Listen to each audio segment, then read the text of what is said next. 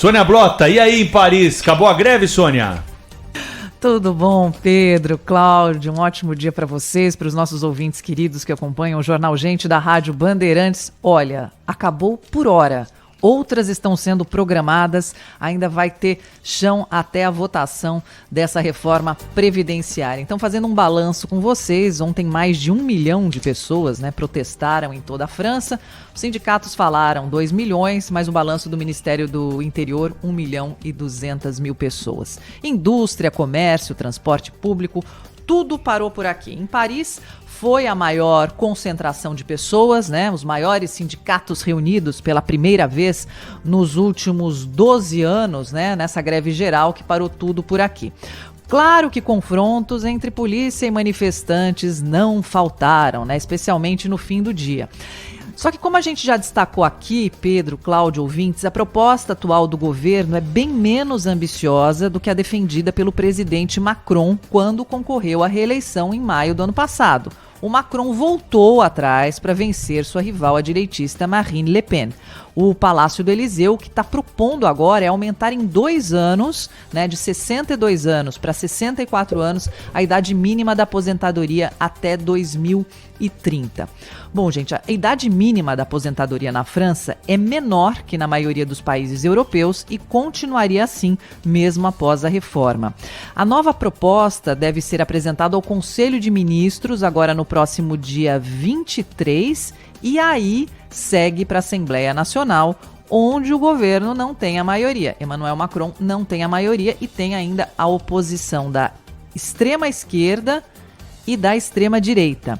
As manifestações devem continuar. O presidente francês estava em Barcelona ontem, em compromissos oficiais, e disse que a reforma já foi apresentada e devidamente validada, ou seja, ele não voltou atrás. O que resta saber se Macron vai estar aí, aqui no dia 31 de janeiro, quando foi convocado um segundo dia de mobilizações.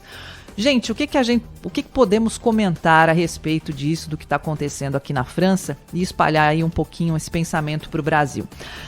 A reforma aqui da Previdência só está começando e vai ser longa. Ontem, a parte do quebra-quebra até que não foi tão grave, porque sempre esses confrontos eles costumam ser muito mais violentos. Mas o receio de bloqueios nas estradas, de apagão nos transportes públicos, caos em aeroportos e paralisação geral continuam por aqui. Nós já destacamos que, apesar de muitas reformas serem impopulares, às vezes são necessárias. O mundo gira. Nesse caso da Previdência, gente, as pessoas estão vivendo mais por aqui, o que aumenta o déficit. Afinal, a França permanece com uma das idades mais baixas da Europa e, mesmo reformando, vai continuar nessa posição. Então vamos falar um pouquinho do Brasil. O Brasil, nos últimos anos, teve a oportunidade de realizar reformas importantes e sem grande oposição da sociedade. Isso é importante a gente notar aqui. Reformas como a da Previdência, reforma trabalhista, independência do Banco Central, marcos regulatórios, a lei das estatais, todas podem ser mudanças importantes para um equilíbrio socioeconômico mais justo. Alguns políticos, a todo momento, aparecem para falar contra as reformas. Mas a questão que eu queria deixar para vocês, isso seria uma pauta da sociedade ou uma vontade ideológica do novo governo? Precisamos equilibrar isso aí e saber qual que é a resposta para essa questão. Pelo resultado das eleições para o Congresso, governos de Estado e pela própria votação para presidente, quem ganhou foi a chamada Frente Ampla, baseada na rejeição de Jair Bolsonaro.